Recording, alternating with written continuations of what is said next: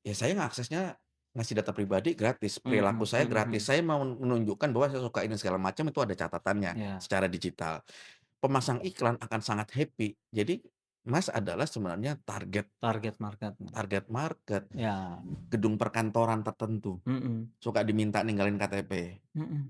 suka izin foto dulu, itu saya kalau nggak penting-penting banget ke gedung itu saya nggak mau. Iya, betul. Ganti password itu konsepnya adalah yang mudah diingat tapi sulit ditebak orang lain. Oke, iya, betul betul betul. Nah, kadang-kadang suka kebalik tuh kalau kita bikin pelatihan tuh. Iya iya iya. Adalah dia bikin password adalah yang mudah ditebak orang lain tapi sulit dia ingat.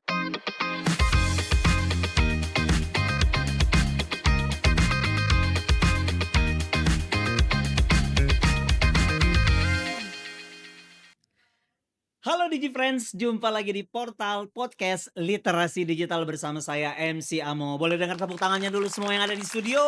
Ada 7.200.000 orang di studio hari ini. Portal ini adalah tempat kita untuk belajar sama-sama bagaimana kita belajar menjadi makin cakap digital gitu. Nah, hari ini kita akan membahas sebuah tema yang tanpa sadar gitu ya. Mungkin kita buka aplikasi, waktu mau belanja, kita scroll media sosial, apapun itu yang kita lakukan, kita pesan ojek online, kita pesan banyak hal, tanpa kita sadari setiap aktivitas itu meninggalkan jejak. Nama, lokasi, kebiasaan, dan banyak hal. Bahkan itu bisa memberikan keterangan tentang kondisi finansial kita, ya. Dan tanpa sadar nih, itu semua dikumpulkan, diolah dengan izin yang balik lagi tanpa sadar sudah kamu berikan. Tahu-tahu kaget aja gitu. Coba ingat, kapan terakhir kali kamu baca syarat dan ketentuan sebelum aplikasi itu kamu gunakan? Dan hari ini kita akan membahas tentang data pribadi bersama seorang narasumber yang luar biasa, yang menurut saya ini orang yang sangat kompeten di bidangnya, pegiat literasi digital dan juga banyak bergerak untuk keamanan cyber dan juga tata kelola internet di Indonesia.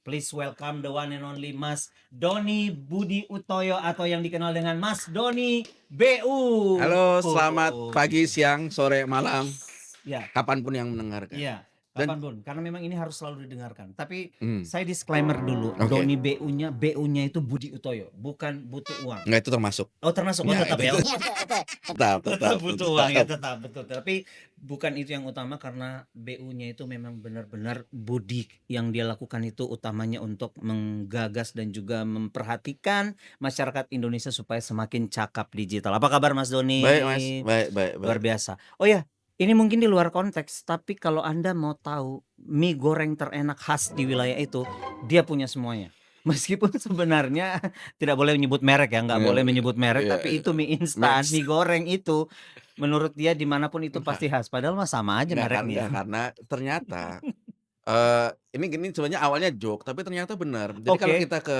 satu daerah dan kita ke pasar pasar kayak apa ya, kayak toko-toko Mhm, kelontong begitu, itu pasti ada mie instan betul. yang khas hanya ada di situ rasanya. Rasanya, Sehingga kalau misalnya kita di Jakarta nih, saya mau beli merek tertentu gitu ya kan, betul. yang kemudian, "Oh rasa ini nggak ada, itu adanya di Aceh." Adanya di Aceh. Jadi sewaktu saya joke, "Wih ini khas nih pasti ada Asli mie, sini, kalau kita lagi keluar kota bareng, ini cari kita, merek ini yang khas ini, pasti ada." pasti Nah ada. ini kayaknya yang di Cikajang ini Ada juga harusnya khususnya. ada, mie Nah khusus Cikajang ya. Nah, artinya Mas Doni ini kan tadi dia bilang dia suka mie instan khas di kota itu. Berarti Mas Doni ini sudah sering keliling ke mana-mana. Berarti ada jejak digital yang ditinggalkan berarti di manapun ya? Aduh itu dia tuh. Nah, ini Heeh, menarik iya nih. oke, Hari ini kan tapi gini, sebelum mmm, kita bahas mmm, lebih dalam, lebih lebih dalam lagi soal materi kita hari ini kita mau bahas apa, mmm, ya karena saya kasih clue aja. Jadi, ini kita hari ini akan bahas soal data pribadi. oke, Wah, ini karena sebelum kita bahas lebih dalam Mas Doni, iya. tim kami sudah turun ke jalan.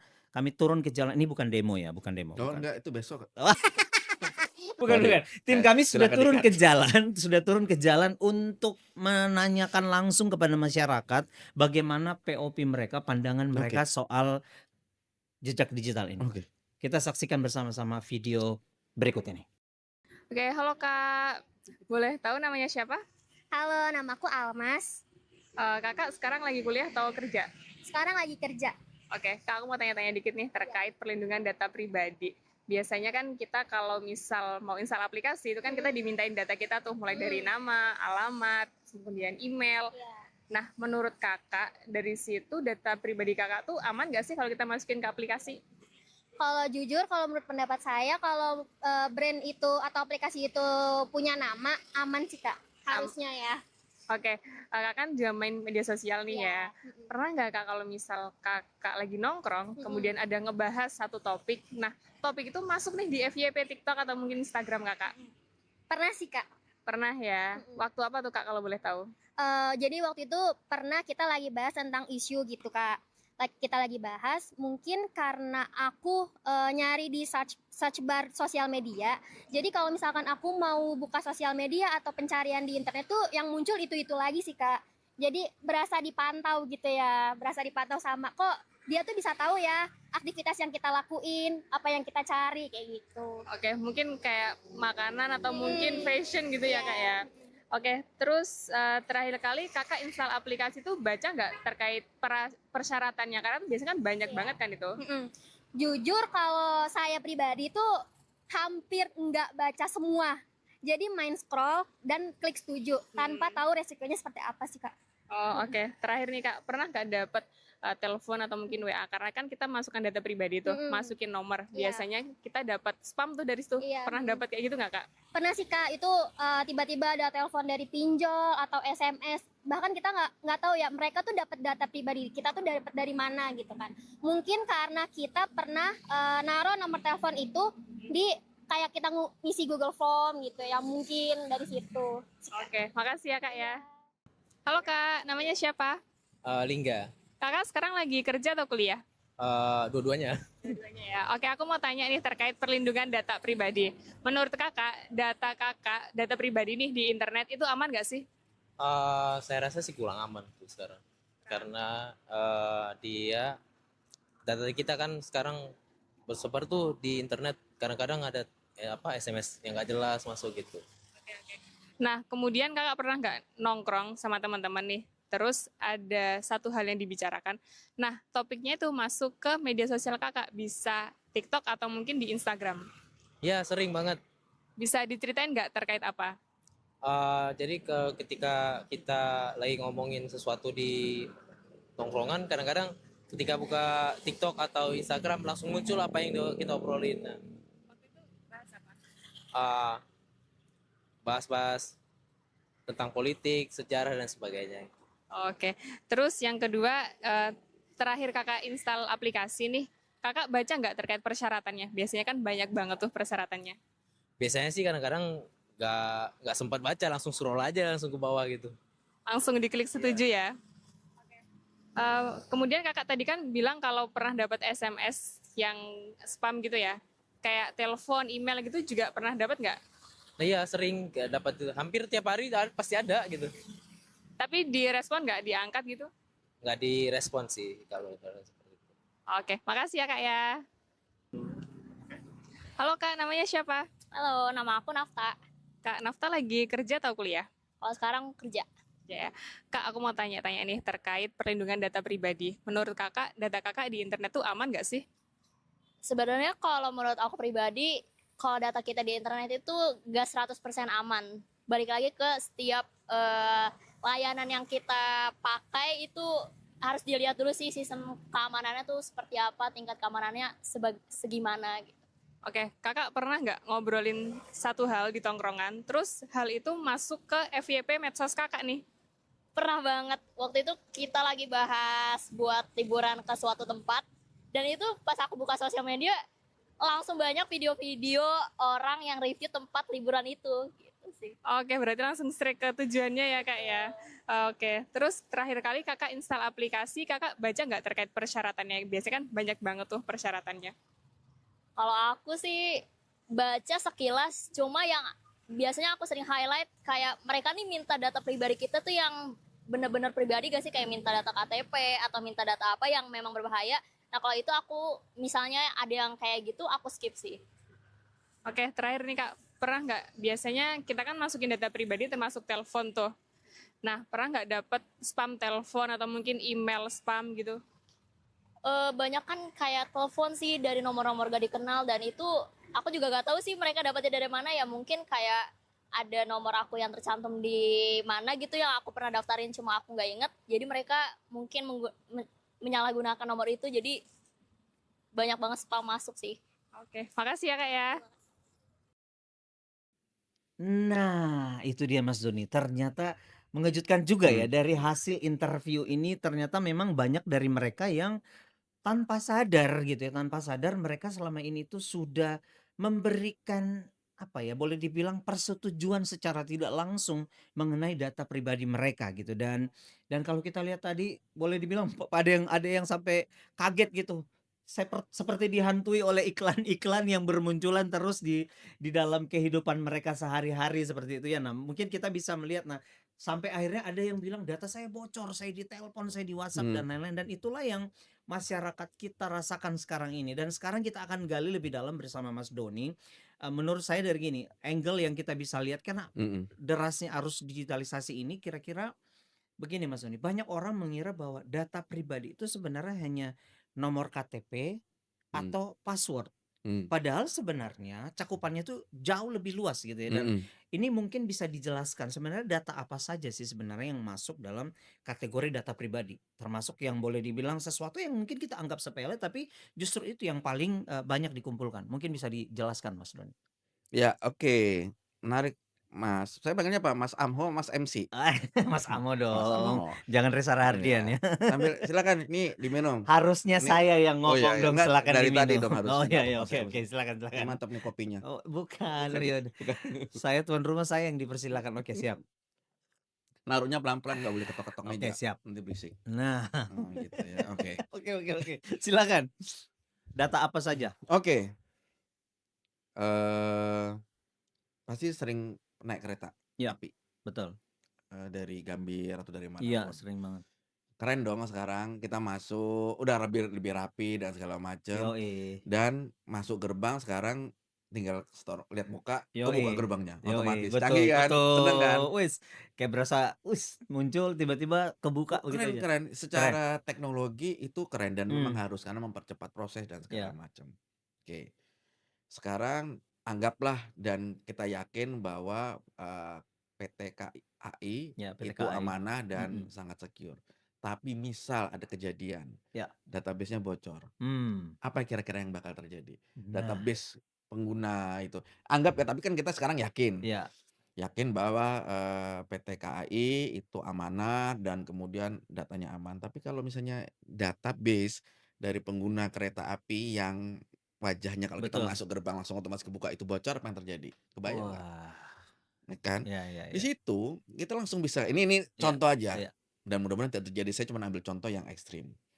Adalah, namanya data biometrik, Data biometrik. Oh, yes. iya kan? Betul, Bentuk muka kan? betul. Nah, data biometrik itu mengacu kemana saja kalau untuk KAI ya, Ya, kita pergi kemana, kapan, usia, alamat, NIK kan iya, nyangkut ke nyatu, situ semua betul, kan. betul. Jadi kalau teman-teman ingat, pada saat kita mau mencatatkan wajah kita ke sistem kan sebelum kita masuk, suka disediakan dulu nih, "Oh belum daftar wajah." Beberapa kawan-kawan saya yang sangat haluan kiri, Ya, dia tidak mau data pribadinya, dia nggak akan mau rekam. Jadi dia tetap oke, nunjukin KTP. oke. Jadi masuk, nggak ada dia rekamannya. Cuman itu kan menurut orang kan bilang, "Ribet banget hidup lu," gitu. Akhirnya daftarkan. Saya termasuk yang mendaftarkan nih. Jadi kalau Oke, masuk tuh tinggal kayak benar. langsung buka. Nah, itu kan pada saat mendaftarkan itu akan dihubungkan dengan NIK kita, Iya, betul. track record perjalanan kita, Hmm, ya kan, dan biometrik lainnya ya, data-data di belakangnya kan banyak. Kalau betul. NIK kan berarti udah jelas nama, Nama, alamat, alamat, tanggal tanggal lahir segala lahir. macam. Oke. Anggap tuh bocor. Anggap nih, mudah-mudahan nggak terjadi dan saya yakin tidak terjadi nih, Ya, ya amanah nih. Maka kalau itu bocor, kita akan bisa lihat nih, Mas Amo nih, kemudian, kita bisa bikin profilingnya. oke. Pertama yang paling sederhana aja dulu, oke lu pergi kemana, kapan, segala macam. Itu kan kita nggak perlu kasih tahu ke orang kita mau pergi kemana dan urusannya apa. Hmm, Belum tentu rahasia, tapi itu ya, kan privasi kita. ya. Oke. Yang kedua, dengan model wajah Mas Amo ini bisa ada NIK kan. Hmm, Apa sulitnya sekarang dengan modal AI, ya, bikin wajah, Mas Amo apalagi beken. Guys, Wes. ini beken sekali ini orang ini ya. Tinggal nyari di Instagramnya MCAMHO Amo gitu. Itu dengan AI Iya, wajah bisa di-cloning, betul. ya kan. Kalau dulu kan cuma Wah, data doang yang betul, di-cloning kan. betul. Wajah bisa di-cloning, Wow. ya, itu kan biometrik ya Iya, iya, wajah. iya. Dan acara ini, saya selalu ngomong di seluruh acara podcast, tahu nggak kalian kalian berisiko loh. Karena begitu Wow. muncul di let's say YouTube misalnya Iya. ya, itu udah bisa di-cloning semua. Wah. Suara, wajah, segala macam. Jadi gabungan biometrik suara, wajah, ditambah data pribadi NIK segala macam, bayangkan bisa melakukan penipuan apa? Wah, Semua jenis penipuan bisa gila, dilakukan. gila Jadi ya. kalau misalnya ditanya, sering bepergian, iya sering bepergian. Kita bepergian ke mana-mana, sekarang data pribadi kita sebenarnya udah kita percayakan untuk dikelola oleh banyak orang. Wah, berarti Itu. berarti kalau dari sekian banyak yang tadi Mas Doni sebutkan Hmm. itu segala macam, berarti yang paling rentan kalau gini justru apa Mas Don? Yang mungkin banyak orang apa namanya yang justru kadang masyarakat itu mungkin lupa bahwa itu sebenarnya yang mereka sedang kumpulkan. Apa yang paling rentan apa Iya, ya, Mas? biasanya kalau kita mau to be fair ya, jadi tadi nggak enak nih kalau ngomong KAI soalnya titik masalahnya cuma di KAI, Mhm, enggak. mhm. Saya nggak bilang titik masalah, titik tantangan pengamanan digitalnya seolah-olah cuma di KAI, enggak juga. Kita kalau masuk ke gedung perkantoran tertentu, Mhm, suka diminta ninggalin KTP, mhm. suka izin foto dulu, itu saya kalau nggak penting-penting banget ke gedung itu saya nggak mau. Ya, betul. Karena saya selalu rewel Oh. dan artinya gini, tolong jangan dicontoh orang tua ini, karena kalau semakin tua semakin rewel. Tahu nggak jadi apa? Misalnya nih, "Pak izin KTP," Ya, saya masih oke. betul. Yang sering terjadi kan dikembalikan KTP-nya, ya udah, kan KTP sudah tinggal, lalu difoto. Saya selalu Oh, nanya, "SOP-nya mana, Mbak? iya, iya. Ini data pribadi saya loh, ini kapan akan dihapus data pribadi saya?" Wow. Jadi kalau di Undang-Undang PDP itu jelas, rekam itu harus seizin yang bersangkutan, sepengetahuan yang bersangkutan, penggunaannya harus jelas, dan kapan harus dihapus segala Hmm, macam tuh ada. Jadi saya selalu rewel dan saya oke. kadang-kadang merasa saya semakin tua semakin rewel gitu. Hmm, Saya tanya, "Mbak atau Mas, ini kapan data saya akan dihapus?" oke. Karena saya perlu masuk ke dulu. Betul, betul. Karena di situ disimpan tuh wajah saya, KTP segala macam. "Oh ya segeranya kapan, Mbak? Ada SOP-nya nggak? Saya mau Nah, baca." betul, betul. Kadang-kadang saya nggak punya waktu juga untuk rewel gitu, ya Iya, udah iya. kasih aja. Nah, itu yang mengakibatkan sebenarnya di gedung perkantoran, di layanan-layanan publik, transportasi publik dan segala macam, Mhm, mhm. data kita tuh di-collect sedemikian rupa. Dan nggak hanya publik ya, private sector juga, platform digital segala macam. Wow. Sebenarnya ada 2 nih, Mas, Heeh, heeh. yang disebut dengan jejak digital. Tadi Iya, ngomong jejak betul digital digital, kan. heeh, Ada 2 jenis, aktif dan dan pasif. pasif. Yang aktif adalah sesuatu yang kita input dan kita sadar kita input itu, kita Mhm, ketik nih, iya, nama, alamat, kita betul. masukin, kita mau transaksi, beli, jual beli apa, online dan segala macam, kita Heeh, input. Itu aktif, ya, kita sadar. Yang pasif adalah kita nggak sadar. tanpa kita sadari gitu. Misalnya, Heeh, suka browsing apa, iya, ngakses lagu apa, iya, iya, pergi kemana pakai iya, Google Maps. betul. Oke, saya kasih contoh nih. Saya dari area Rawamangun tadi kemari ke Cikajang saya pakai Google Maps. Oke. Yang selalu saya bilang adalah saya pakai taksi. Pakai Maps-nya Bapak ya, jangan tanya saya karena saya nggak buka Maps. Oh, Kenapa?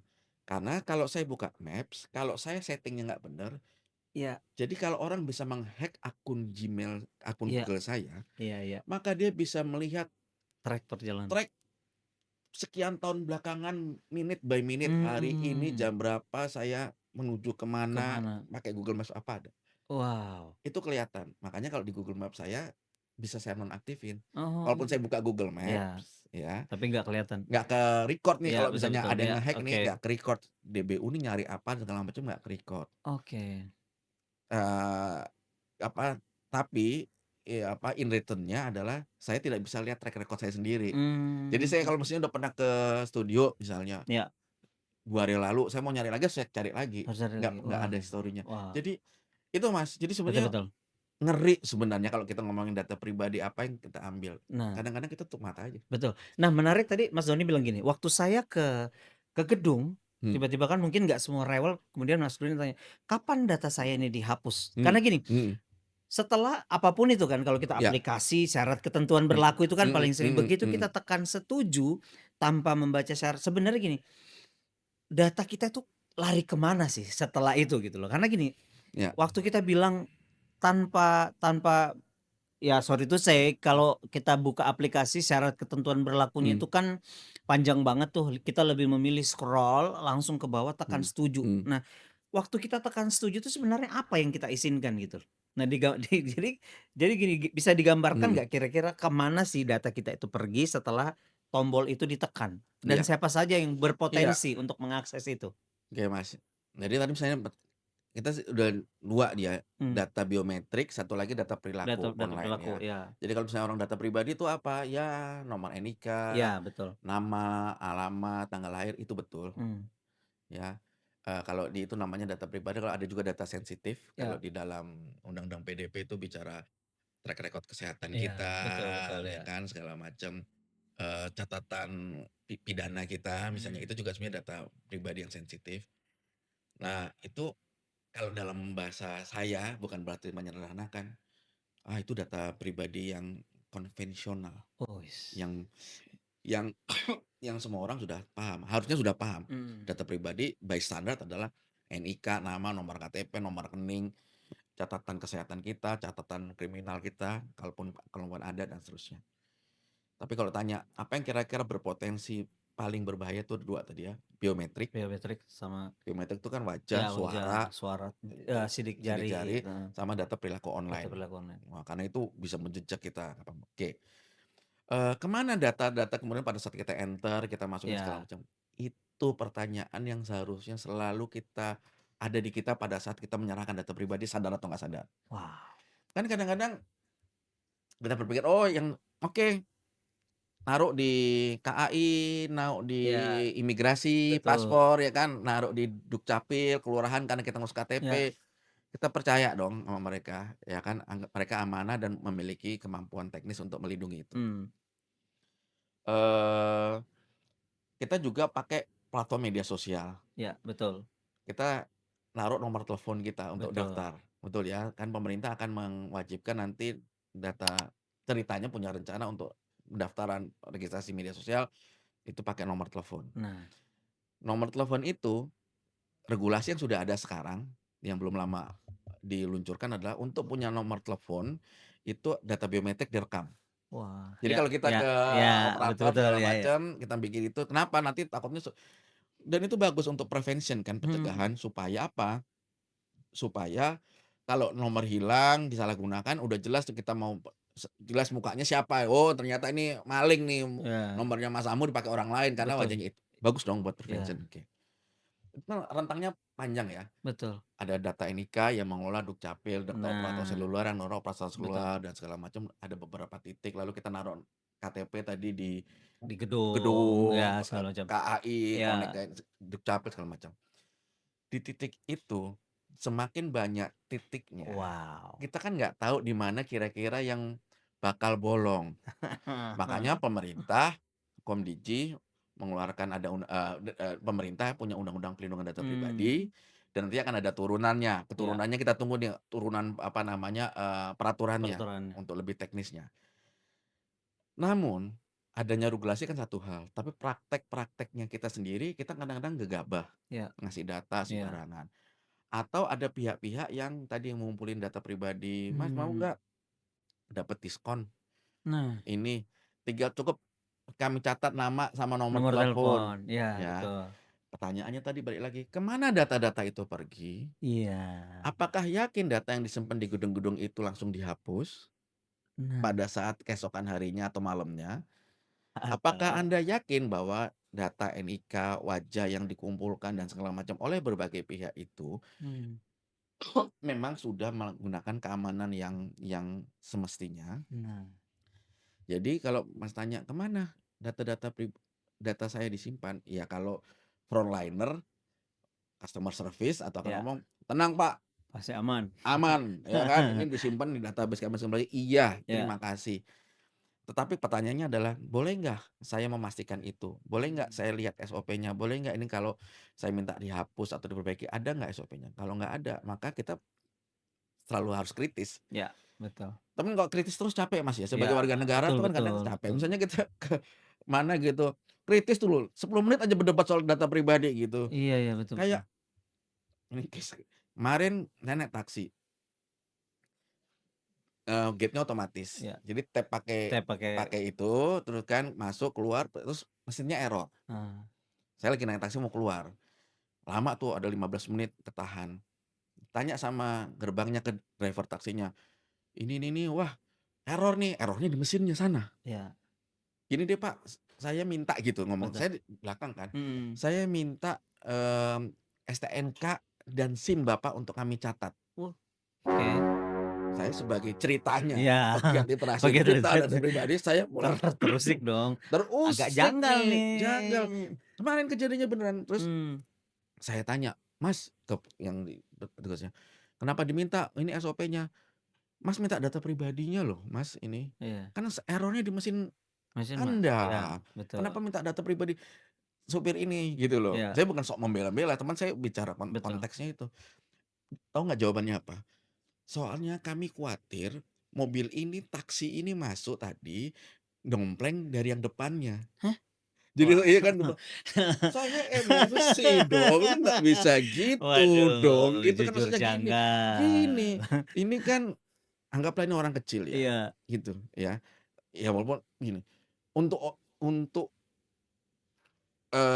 level kelas menengah ini anggap kelas Mhm. menengah aja dibegitukan, apalagi yang kelas Iya iya iya. menengah ke bawah. Jadi itu saya bilang, "Wah nggak bisa nih kayak gini nih Oke. caranya." Wah, jadi nah berarti gini, berarti kan tadi kita kan, Mmm, selalu tahu ada ungkapan gini yang mmm, mengatakan bahwa kalau produknya gratis ya, iya, kamu bukan pelanggannya, berarti mhm, kamu adalah produknya, gitu. produknya, Nah, seberapa jauh sebenarnya ungkapan mmm, ini, mencerminkan realita industri platform digital saat ini, Mas? Dan maksud saya gini, apakah pengguna ini punya pilihan nyata selain, menerima kondisi itu?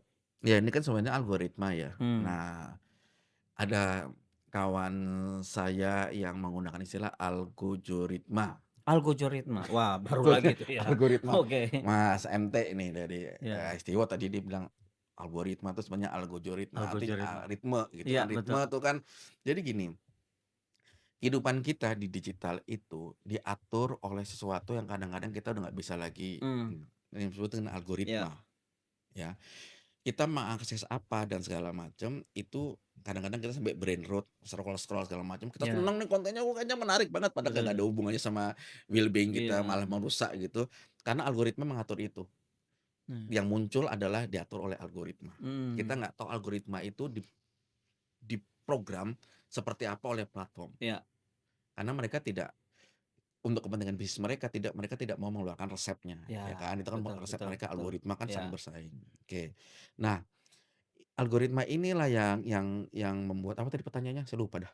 Kebanyakan nih kalau ngobrol sama, Mas Ahmad nih, apa tadi enggak, pertanyaannya dah? jadi pertanyaan maksudnya apakah orang ini tuh kalau kita mengalami itu karena kan dianggap kita ini, produknya, Oh, apakah iya, iya, iya. ya apakah kita Nah, ini al pengguna punya pilihan oke, gitu? algoritma itu kenapa penting, karena untuk memasok konten-konten iklan, Mmm, dan kalau cuman iklan tuh cuman sederhana deh. iya Mas Amo sukanya misalnya sebagai public speaker gitu, iya misalnya ditawarin apa segala macam, kayak saya suka misalnya AI, saya akan iya, muncul produk-produk AI, betul, ya itu i algoritma. iya Supaya bisa relevan, itu kan ada pemasang iklan, Mas. Ini iya, ngomongin iklan dulu betul ya, betul betul pemasang iklan. Saya masang iklan, saya mau orang-orang yang suka public speaker ini segala macam. betul, Maka iklannya kan sangat segmented. iya Iklan yang sangat segmented itu jauh lebih lebih efektif, iya, efisien. Saya betul bayar betul, 10 juta daripada blur gitu, mending iya, agak mahal dikit tapi udah fokus nih, langsung fokus ke oke. situ, iya, Jadi kalau ditanya, ya saya ngaksesnya ngasih data pribadi gratis, perilaku mhm saya mhm gratis, mhm, saya mau menunjukkan bahwa saya suka ini segala macam itu ada catatannya iya. secara digital. Pemasang iklan akan sangat happy. Jadi Mas adalah sebenarnya target Target market-nya. target market Ya, yang kemudian yang dapat duit siapa? Ya platform-platform platform gede dengan digital betul. algoritmanya. Itu kalau cuma ngomongin iklan. Mmm, Yang pernah terjadi di Amerika, dengan dulu pemilihan presiden, Trump, Donald yang Trump, heeh. yang sebelumnya ya bukan Trump yang Oh bukan ya, tren yang oke. sekarang. Itu kan ada namanya, kasus Cambridge Analytica. Mmm, Kalau teman-teman cari namanya Cambridge Analytica, itu kasus besar, di mana dia data-data Facebook itu kan dapat kelihatan nih, iya, yang di Amerika ya.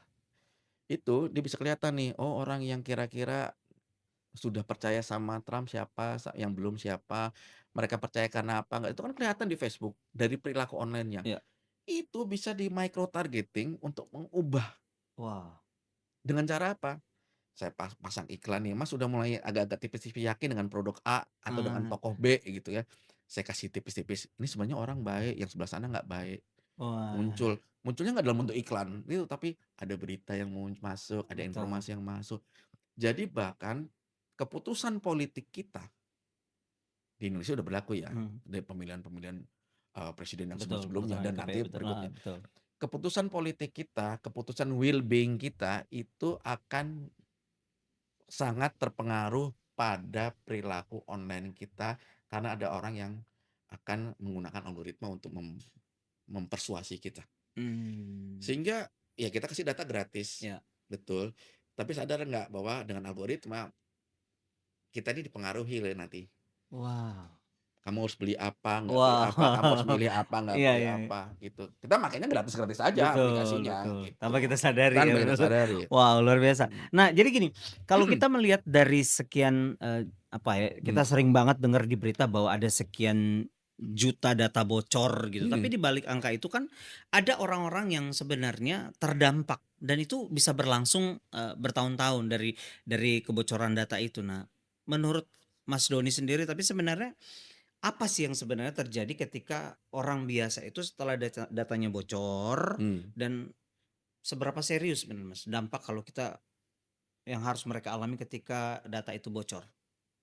Dampak yang sangat signifikan yang terjadi dari pengalaman Mas Doni sebagai seorang pegiat literasi digital?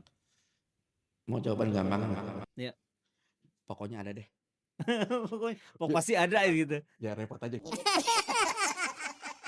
Ada PR. Pokoknya ada deh. Ada deh gitu ya. Iseng aja. Oke. Tadi tiba-tiba itu muncul, pokoknya ada deh gitu kan, Iya, ribet tapi nih. nggak apa tapi, saya malah nangkapnya ada deh berarti ada banyak berarti kan? Oh enggak ya? Banyak banget, Banyak banget Mas. ya? Jadi gini, ada namanya, aplikasi namanya Webme. Jadi kalau misalnya ini contoh sederhana Mmm, aja, Webme kalau nggak salah heeh. webmii.com.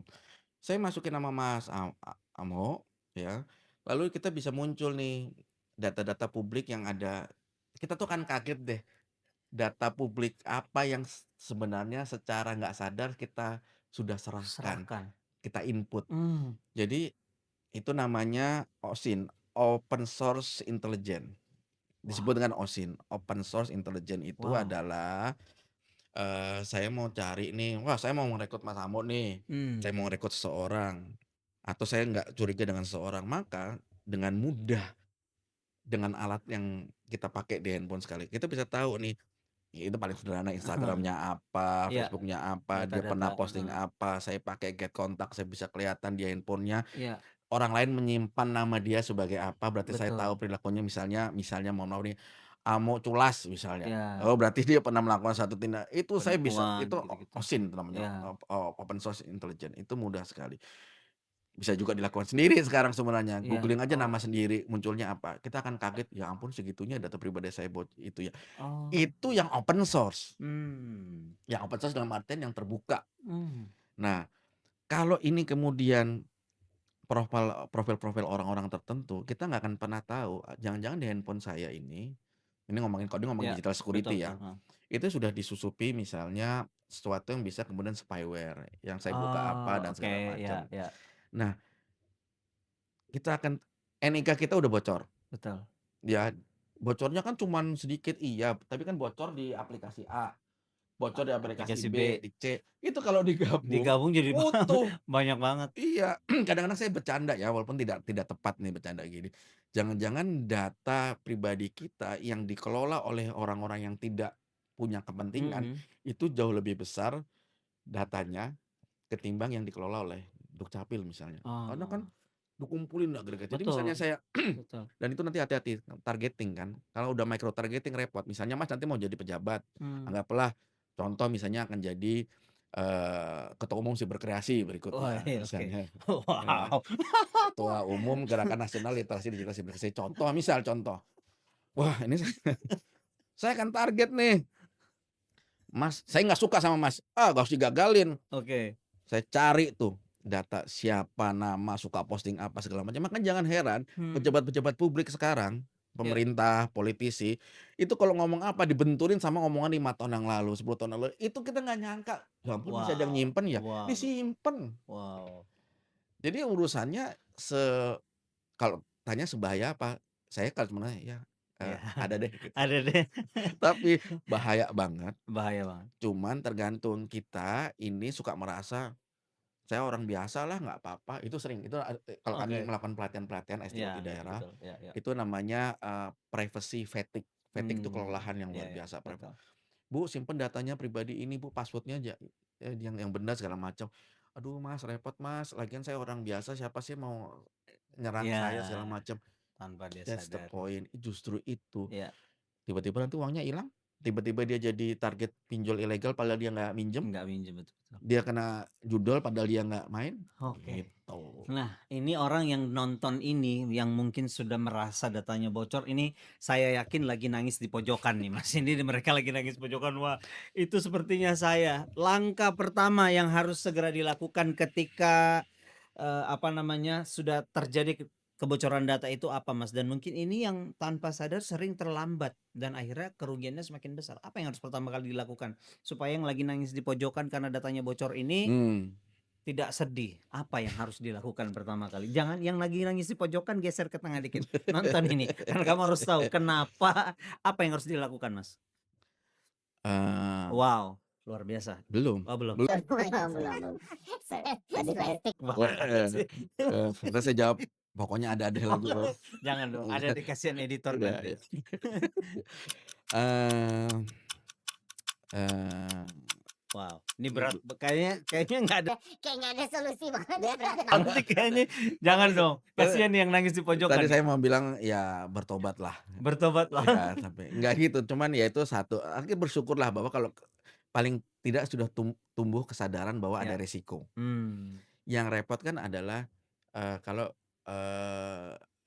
kita nggak sadar itu ada resiko. Kadang-kadang saya sering permisalkan itu love scam. Love scam. Kan ada orang yang gini, orang yang paling sulit dikasih tahu, dinasehatin adalah orang yang sedang jatuh Ya, cinta. love scam itu tadi. Iya Ya, kan, itu betul, love scam betul, kan, itu segala susah macam. banget. Itu nggak cuma data pribadi dan segala macam yang diserahkan. Hmm. Ya orang yang lagi jatuh cinta, tapi juga finansial dan segala Ya, macam. betul. Jadi itulah itu satu hal. Nah misalnya nih kita udah oke, apa yang harus saya lakukan? Ternyata saya pernah mengalami kebocoran dan segala macam. Ya. Maka first thing first gitu ya adalah Catat nih. nih Satu, yang paling sederhana, ganti password. ganti password. Oke, yang paling pertama ganti password. Ya, Oke. ganti password itu konsepnya adalah yang mudah diingat tapi sulit ditebak orang lain. Oke, ya, betul. Nah, kadang-kadang suka kebalik tuh kalau kita bikin pelatihan tuh. Iya. Adalah dia bikin password adalah yang mudah ditebak orang lain tapi sulit dia ingat. Tadi saya masukin password apa ya? Duh, nggak bisa nih Pak. Passwordnya apa? Lah saya mana tahu gitu kan. Betul. Oke. Nah, kombinasi password itu ada banyak cara, tapi adalah kombinasi antara huruf besar, huruf kecil, tanda baca, Ya, sama angka. betul. Misalnya saya suka dengan Cikajang. Udah nggak apa-apa, pokoknya ini di otak saya Cikajang aja, tapi Cikajang. dikombinasiin. C1 C-nya besar, satunya I, Cikajang, terus belakangnya dikasih tanda pagar misalnya. Ya, betul. Tetap Cikajang tapi misalnya itu mengganti. Itu adalah pertama yang ganti password. Yang kemudian kita harus ketahui adalah segera periksa history. Jadi kalau kita pakai Gmail, Google, itu tuh ada history, Mas. Ya, betul.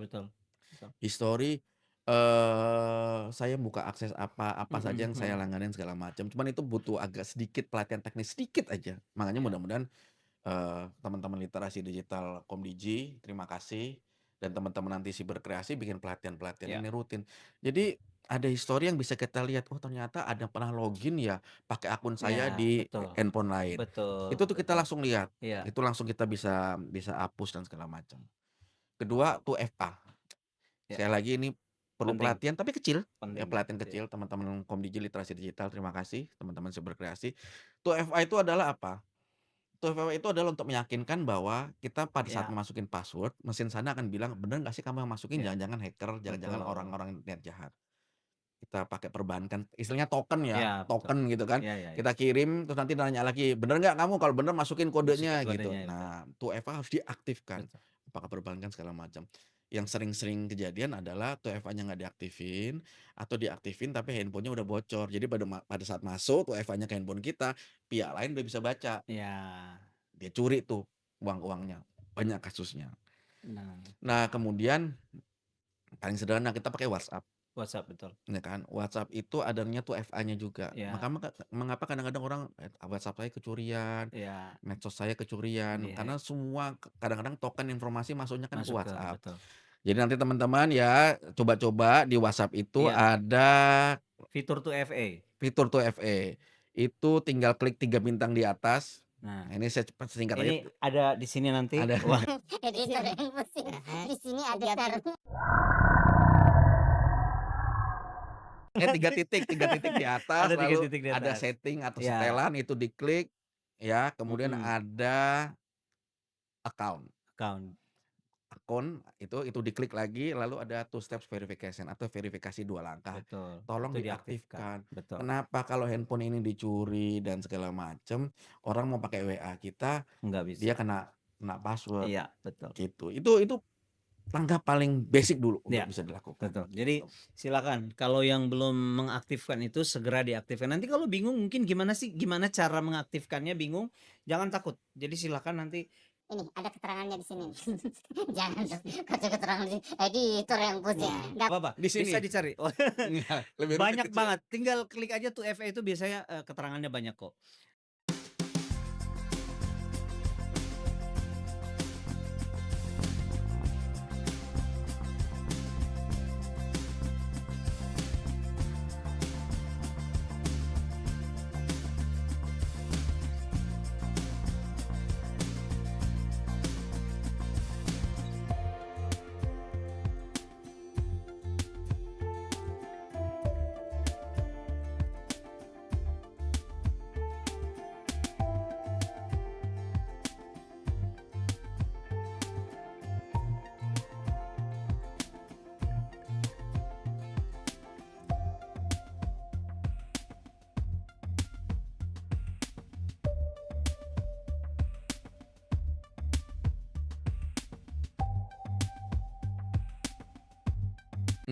Dari tadi di awal waktu kita bicara beberapa kali Mas Doni itu menyinggung soal Undang-Undang Perlindungan Data Pribadi. Iya. Nah, meskipun mungkin kita bukan orang secara latar belakang hukum, tapi sebenarnya gini, hak-hak kita itu kan kita ini sebagai subjek data gitu. Jadi gini, yang tadi kebocoran, yang tadi mungkin takut apa dan segala macam, ya kabar baiknya hari ini kita sudah punya yang namanya Undang-Undang Perlindungan Data. Tapi pertanyaannya, sebelum ini jalan kan sudah banyak nih undang-undang sudah banyak dari kita yang tahu betul tentang hal ini. Dan kira-kira menurut Mas Doni gini, bagaimana cara menggunakannya dan hak-hak apa saja sih sebenarnya yang dimiliki oleh kita sebagai seorang netizen lah gitu. Hak apa nih yang mungkin ada yang belum paham gitu, mungkin yang sudah paham mungkin sudah baca, tapi secara mungkin bisa dijelaskan secara gini Mas Doni, jelaskan secara sederhana gitu, mungkin dengan bahasa yang lebih awam buat mereka yang mungkin tidak paham dengan bahasa hukum gitu. Ya, udah habis Mas, mau ditambah? Enggak, beda gelasnya itu Oh. maksudnya Komdigi Iya. Literasi Digital. Nggak usah dibahas Oh, nggak usah gelasnya ya? dong. Oke. Panitia nanti tolong siapkan buat souvenir ya. Nggak usah, Karena nggak dia lihat usah. nih kok di rumah saya belum ada nih. Nggak, Soalnya pasti di rumah. Kalau banyak yang nih. Komdigi udah sering lihat. Oh ya sudah Yang lihat. ini nih yang Ini baru oke. bagus nih. Tolong disiapkan Nggak, buat souvenir ya. Nggak usah. Ya. Apa tadi? Undang-undangan perlindungan Masa data. diulang lagi kepanjangan. Oke, gini Mas. Seperti kadang-kadang saya berpikir Rewelnya saya kalau Betul. diminta KTP dan difoto pada saat masuk gedung adalah manifestasi dari sedikit pemahaman saya soal PDP, Oke. yang seharusnya itu berlaku juga bagi siapapun. Oke. Oke. Apa gini, jadi siapapun menurut undang-undang PDP, siapapun yang diminta data pribadinya, data pribadi itu macam-macam Mas ya, Oke. dari cuma sekedar nama Nama. dan Bu, buat pendataan kami minta nama, minta nomor telepon, itu kan data telepon. pribadi. Ya, Apa kadang-kadang kita kalau kasih KTP kan semuanya masuk semua, betul. apalagi biometrik. Itu kita menurut undang-undang PDP yang minta itu berkewajiban untuk ngasih tahu kita, ini diambilnya dengan cara apa. Dengar tuh. Oh, Itu hak kita untuk dengan tahu ya. ya Heeh. dengan foto, nanti Bapak juga nih KTP akan kami simpan, dipergunakan untuk apa? Iya. Oh, nanti disimpan karena nanti untuk keamanan kami, supaya nanti kalau pencegahan ini dan segala Betul. macam. Disimpan berapa lama? Iya.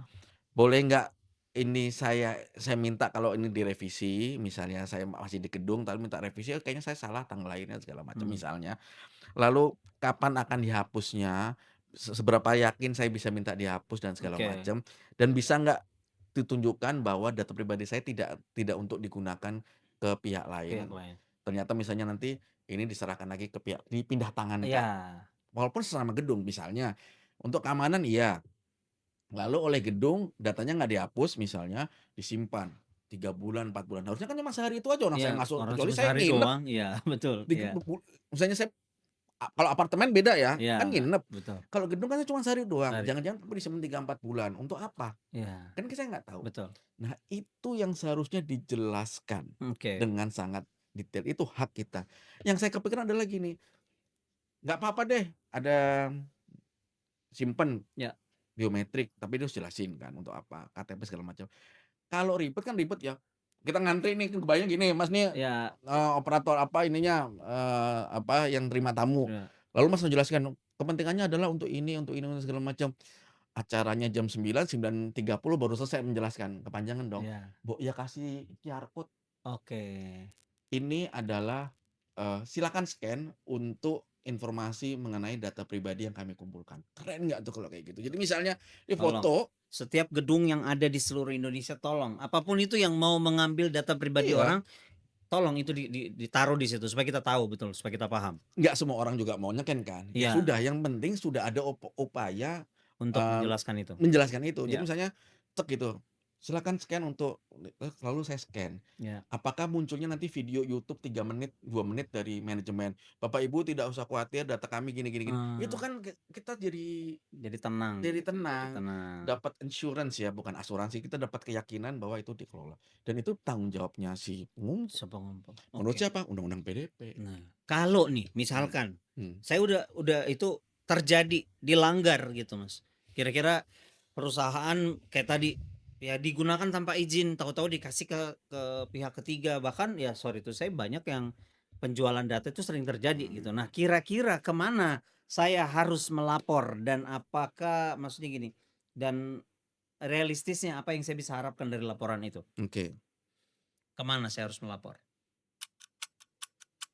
Wow. Saya tadi mau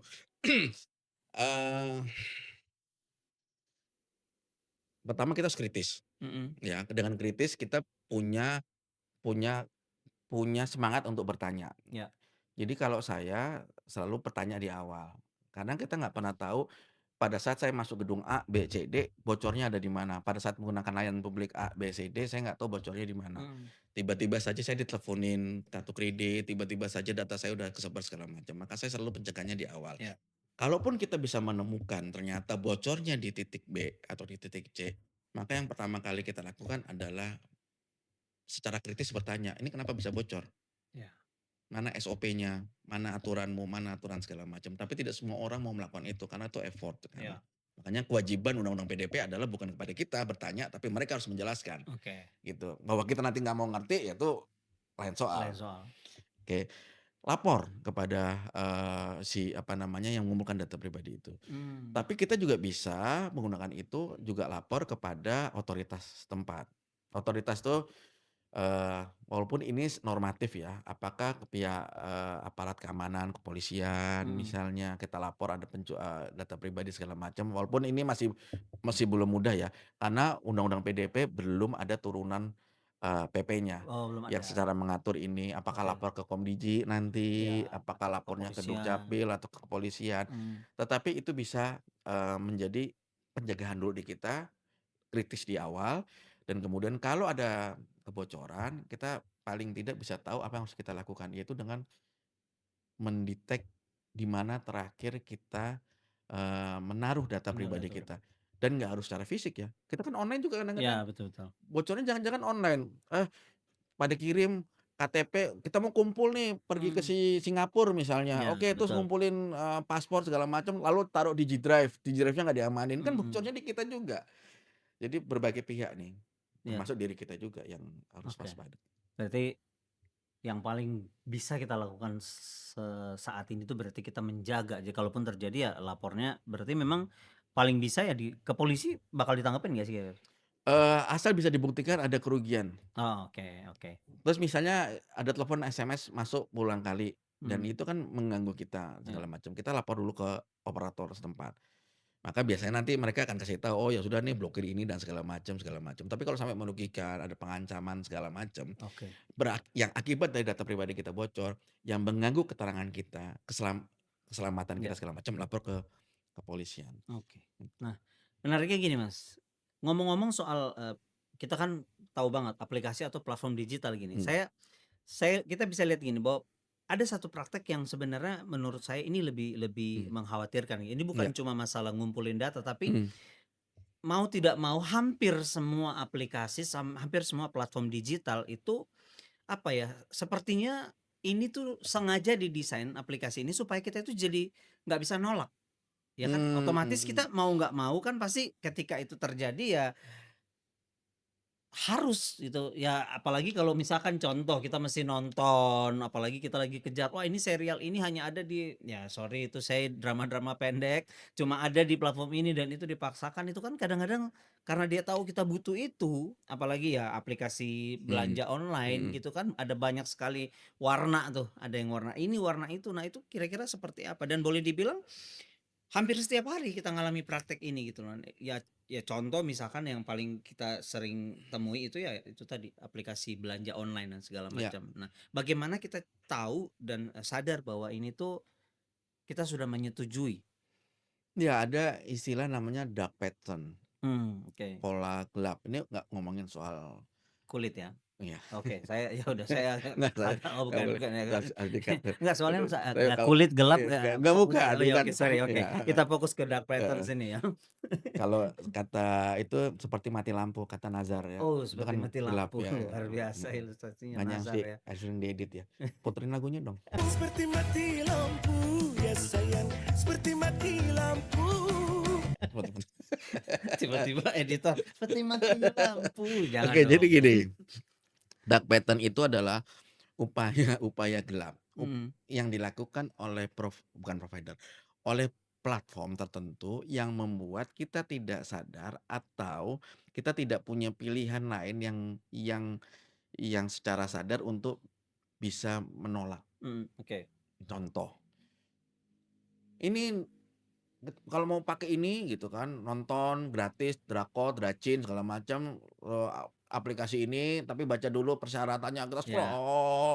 kalau udah buru-buru Nggak akan baca saya betul. yakin, tiba-tiba yes, padahal di salah satu poinnya ada, "Ini akan menjejak digital Anda dan menyimpan nomor telepon Anda," segala macam, Wah, yes. Itu scroll. Atau pendek, mhm, tetapi ada yes dan tidak setujunya kecil.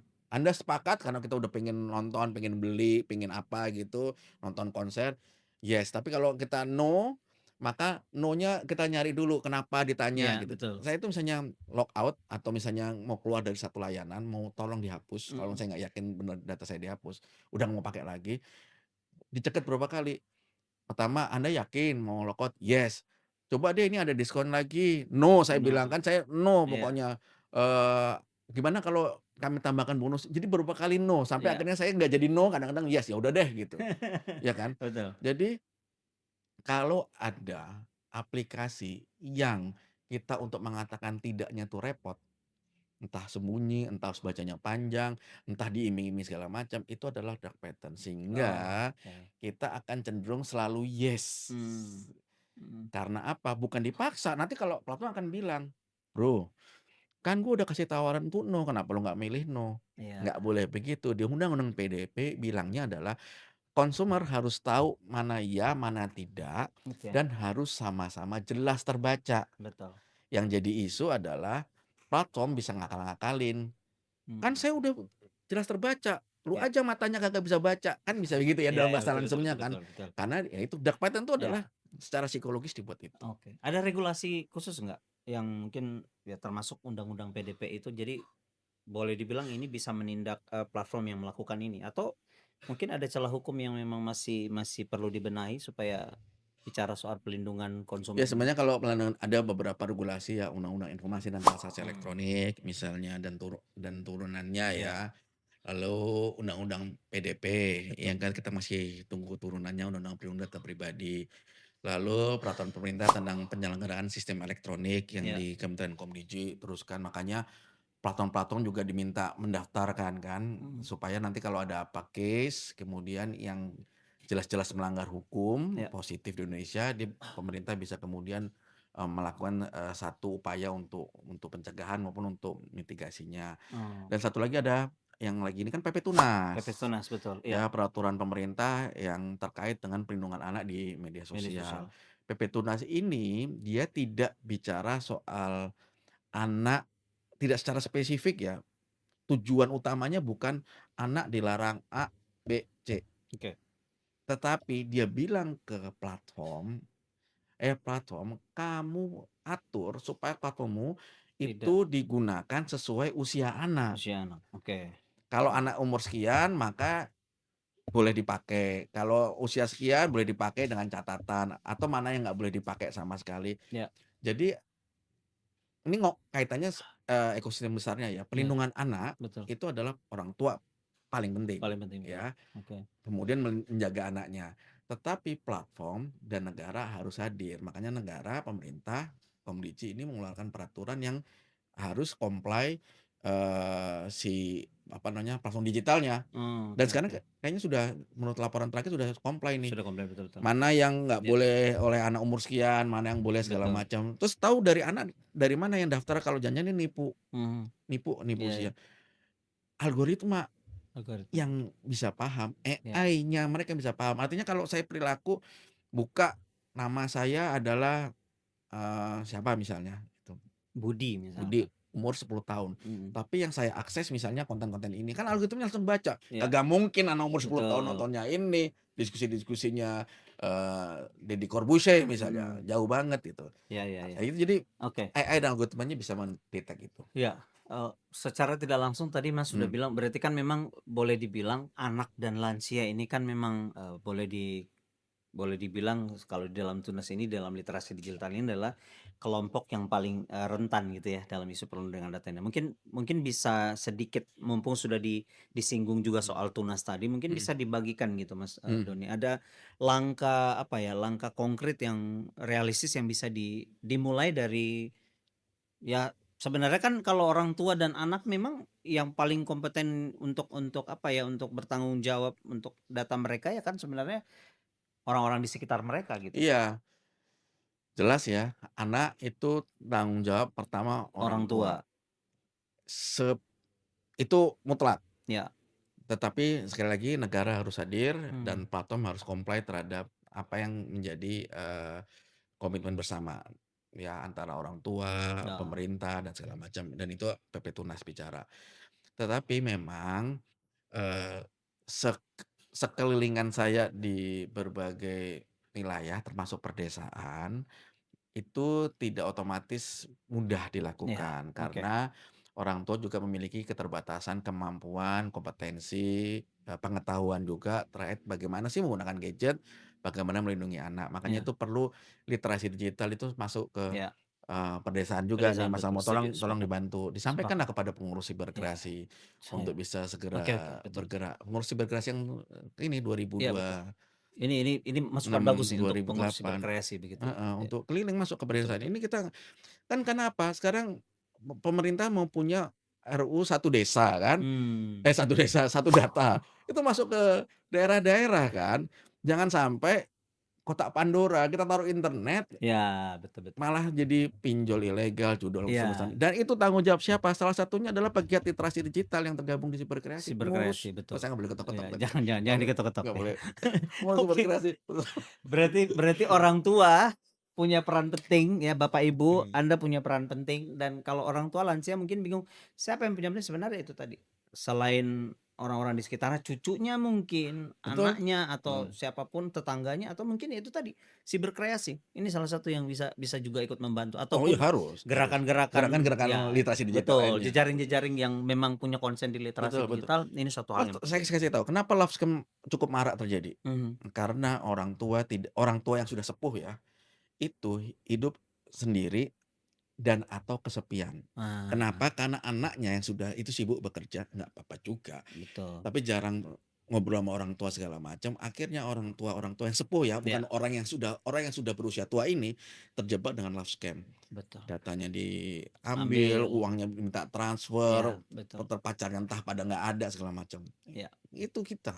Dan apalagi kita tahu bahwa para senior-senior kita yang kita sebut saja lansia ya ini yang memang Lansia. paling ya tidak bisa dipungkiri di salah satu platform sosial media yang berlogo biru Ya, inisialnya Facebook lah misalkan gitu ya. Boleh disebutin. kayak gitu. Itu paling banyak apa namanya mereka paling banyak eksis di sana dan menurut saya itu suatu hal yang perlu kita jaga karena tanpa mereka sadari mereka posting sana, mereka live sana, mereka telah membocorkan data pribadi. Ini juga logonya biru. Beda Iya, ya? iya, oke, Beda. beda.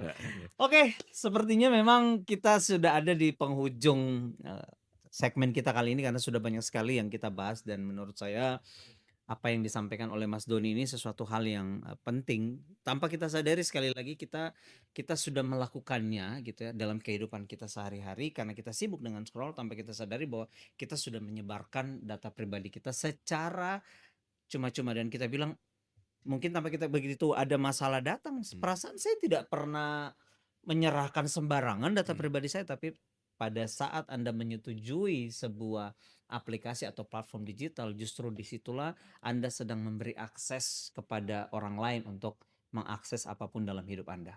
Closing statement dari seorang Mas Doni untuk kita semua yang bisa menjadi perenungan atau bisa menjadi sesuatu yang kita ingat ketika kita bicara soal data pribadi. Silakan Mas, 2 detik. sorry. Enggak, silakan. Nggak bisa saya bilang ada di sini. Atau pokoknya ada gitu. Nah, pokoknya ada deh. Enggak dong, enggak gitu. Tetap harus ada isinya dong. Oke, Jangan oke. ada deh, jangan kasihan Oke. nanti editor. Kalau mau putar lagunya Dewa 19 Putar lagu Dewa yang 19. judulnya Separuh Nafas. Separuh nafasku terbang bersama dirimu. Separuh nafas terbang bersama dirimu. Nah, Oke. oke. Ini di bagian itu kita putar 3 menit. Oke. Jangan dong. Jadi gini, Waktunya habis oke. nanti buat muter itu doang. Jadi data pribadi itu adalah bukan sesuatu yang bisa kayak Lego dicopot lalu Wow. pasang. No. Hmm. Data pribadi itu begitu kita taruh di internet, begitu kita taruh ke siapapun yang Ya. meminta, itu akan abadi, nggak bisa kita tarik lagi. Wow. Walaupun undang-undang PDP mengharuskan seperti itu, bisa Mhm. ditarik lagi, tetapi prakteknya susah. Ya. Kenapa saya bilang tadi separuh nafas? Jadikan seluruh apapun yang bisa mengidentifikasi kita, dari paling sederhana nama, nomor lahir, nama, tanggal lahir, nomor telepon sampai biometrik itu sebagai separuh nafasnya kita. Iya. Begitu kita kasih harus hati-hati, karena kita kasih sebagian aja, berarti separuh nafas kita udah di sana. Iya. Kan ngap kita. Betul, Gitu. betul. Jadi sekali lagi kuncinya adalah separuh. Jadikan data pribadi sebagai separuh nafas dari kita. Jangan sembarangan dikasih. Dan juga Oh, amin. saya suka sekali kalau Mas Doni itu membawakan materi soal keamanan cyber. Hmm. Password itu sama seperti pakaian dalam. Jadi tidak mungkin kita Coba hari ini ya contoh-contoh gimana? tidak mungkin kita Maksudnya? kasih tahu, hari ini saya pakai ini ya nggak mungkin Oh. kan. Hari ini saya pakainya warna ini loh, nggak mungkin kan. Nggak mungkin kita sebarkan. Jadi kita harus keep untuk diri kita sendiri dan bukan mungkin. Yang bisa tahu pakaian dalam kita kan hanya orang-orang terdekat dengan kita. Misalkan suami ya istrinya paling tahu. Tujuannya apa? Tapi Supaya laundry oh tetangga kita, iya, saya aduh kenal repot laundry tahu dia juga, kalau laundry saya, tahu ya tapi juga, katanya repot jangan juga. pernah laundry di kolor kita.